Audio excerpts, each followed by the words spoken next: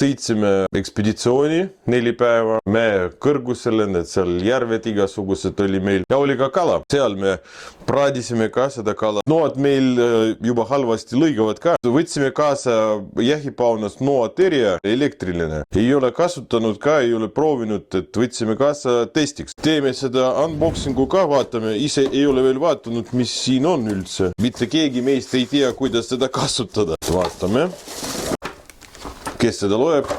Pärast loeme. Meil ka väga ilus haug siin, nagu te näete. Mina kasutan kogu aeg need Martini nood, Rapala Martini omad ja mulle väga meeldivad. Jüri ka kasutab sama. Üks on tema oma, üks on minu oma. Saab terida need igasugused nood. Igaks juhuks vaatame, kuidas seda kasutada. Ikka lugesime läbi seda kasutusjuhendit ja seal kirjutatud, et vaja rohkem seda läbi viia, seda nuga. Umbes 4-5 korda.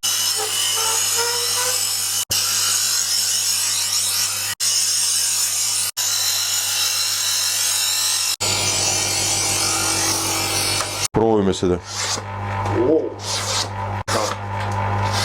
No, ikka töötab. Nüüd saab seda kala nagu rookida. Et jahipaunas ta on ikka müügis.